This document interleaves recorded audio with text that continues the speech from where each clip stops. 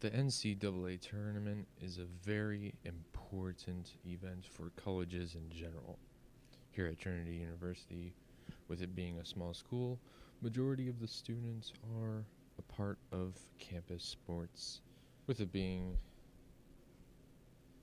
in the fall, the sports that are going on right now are football, soccer, volleyball, and on Friday, November 15th, I interviewed senior soccer player Mark to get an idea of what his teams and his overall mindset going into the NCAA tournament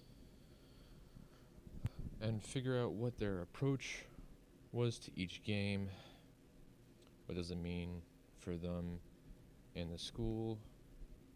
What he and the other players think about the coaches themselves. What is your and your team's mindset going into this tournament? I think from the team's point of view, we're just trying to take things one game at a time. You know, we know the quality we have and the depth we have in the squad, but we're not trying to get too far ahead of ourselves. We have a very tough game coming up this evening, and we're not trying to think past that. We're just trying to focus on taking it game by game. Me personally, I'm just trying to take it all in and enjoy it. You know, I've never played in the national tournament before, so you know it was kind of a big goal of mine coming into this year. So again, this is my last season too, so I'm just trying to enjoy every minute of it and make sure I can give the best as what I can to the team. So you're basically saying you're not overlooking any team that you're going to face. Yeah, exactly. You know, anything can happen in tournament football. You know, whatever's gone on before this point doesn't really matter. We're not taking anybody for granted. You know, we always kind of seen the season in kind of three different sections, so pre-season, regular season and post-season, and nothing really matters from before now, so anything can happen on the night and anybody can beat anybody at this stage. You technically already answered this, but what makes y'all confident? I think what makes us confident is most of all our togetherness and our work rate. You know, we see ourselves as a family, and we'll do whatever we can for each other on the field. We know we can trust each other. That's one thing we've worked on all year, you know, being able to be ready every game, every practice, because we know our teammates are relying on each other. I think, you know, the quality we have in the locker room, both offensively, defensively, it's hard for some teams to live with. You know, we know how much of a quality team we have and how much effort we're going to put in every game, so that's what makes us confident. Does your team only care about getting the win, or is it more than that? I think, you know, first and foremost, the win is what's most important. You know, at this stage of the season, it's not about being perfect or playing the best type of soccer. It's about getting the win and getting over the line. But I think for us as a team, it probably is a bit more than that. You know, on one hand, we want to keep playing for as long as we can for myself including our senior class, and you know, I've only been here 1 year, but there's guys who've been here 4, 5 and 6 years, so we want to keep giving them another game, another week of practice. And also I think for us, we kind of want to reward the work of our coaches this year too. You know, we have an amazing coaching staff that have dedicated a lot of time to practice and games and preparing us as well as possible. So I think beyond just getting the win, we want to kind of reward them and reward everybody really for their hard work this year. Thank you for watching this video. I know it was quite short, but I didn't have a lot of time to interview him because he had to get ready for his game later that night. Anyway, hope you all enjoyed. Until next time. Good afternoon, everyone, and welcome back to the final sports segment of the year. My name is Caleb Reed, and let's get started. Trinity Fall sports have now officially come to an end, and what a fall it was. The Tigers were dominant in all sports all season long, with all 4 teams, football, volleyball, and both men's and women's soccer, making the playoffs. Additionally, cross country sent runners into the postseason, making it a clean sweep for all the fall sports. Unfortunately, all good things must come to an end, and Trinity football was the first one to have their season ended. The Tigers earned a surprising playoff bid after being on the outside looking in for much of the season after 2 losses earlier on in the year. And Trinity's long shot bid wasn't secure until the final week of play, whenever everything went the Tigers' way to secure their 4th consecutive playoff appearance. Because Texas Lutheran University over in Seguin did not put in a bid to host, Trinity earned the right to play at home, taking on taking on the University of Mary Hardin-Baylor before Thanksgiving. This was the fourth time in 4 years that the Tigers and Crusaders have faced off, and the third time in that span that this was a playoff matchup. Trinity started slow, but their defense held firm, keeping the game close until the very end.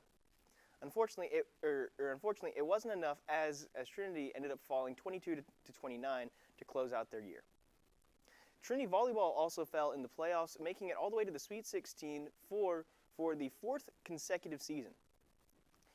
The Tigers won the SCAC championship in their final run at the tournament and went down to Georgia to play their first 3 matches.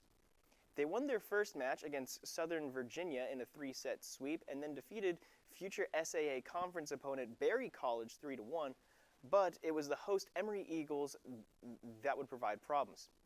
Trinity ultimately fell 1-3 in the regional final, marking the end of an impressive 26-7 season. Men's soccer also had a dominant year in 2024, rolling through the season without losing a single game with a near-perfect 17-0-3 record. The Tigers rolled into the postseason on a high and took care of business at home, earning 2 crucial wins during the first and second rounds. Trinity won 3-0 in both matches, defeating Belhaven in the first round before then beating Bowdoin College the next day. Unfortunately, they couldn't carry this momentum into the Sweet 16 as they fell in the second half against Babson College with a 2-0 defeat. Women's soccer went the furthest of any of the Trinity teams this year, with the Tigers moving into the Elite 8 following their 5th consecutive conference title. The team's only blemish with a loss came earlier on in the season, but they ended up sweeping through conference play with a perfect 10-0-0 record. Trinity went on a California road trip to start their postseason activities, traveling to Claremont and facing 2 hometown schools in the process. They weren't phased, however, defeating Cal Lutheran 1-0 in the first round before then taking down Pomona Pitzer in penalties.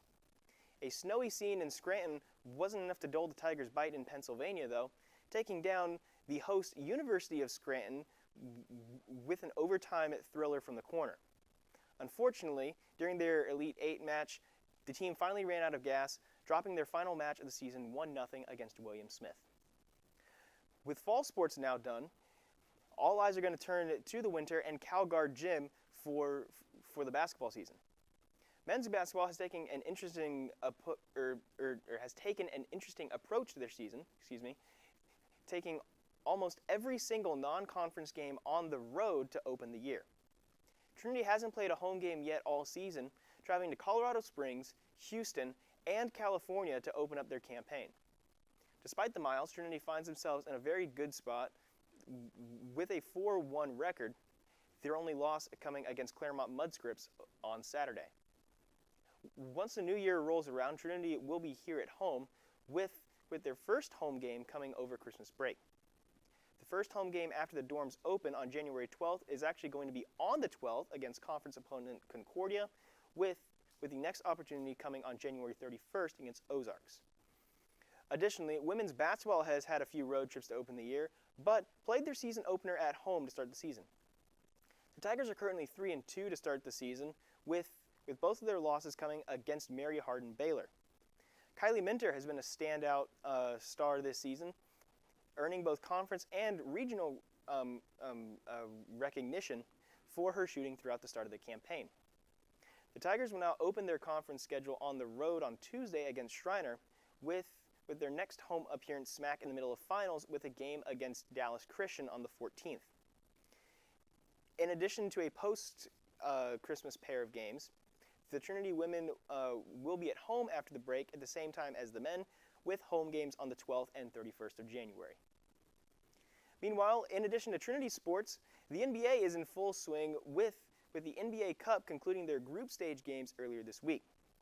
The Dallas Mavericks finished second in their group to the Warriors, who won their group in the West, with the Rockets and Thunder picking up the remaining 2 spots from the Western Conference. The Mavs have a non-Cup game tomorrow against the Raptors before then facing the Thunder in the Cup quarterfinals on Tuesday. Unfortunately for San Antonio, they could not make it out of their group and have been eliminated following the group stage. The San Antonio squad lost their game against the Suns on Tuesday, but but have a chance now to focus on regular season games. The Spurs play tonight against the Sacramento Kings at home in a game that, in a game that I will be having the opportunity to attend, with tip-off coming at 7 o'clock p.m. That is all from me. I hope that all of you have a wonderful break, and I cannot wait to see you all in the spring. Take care.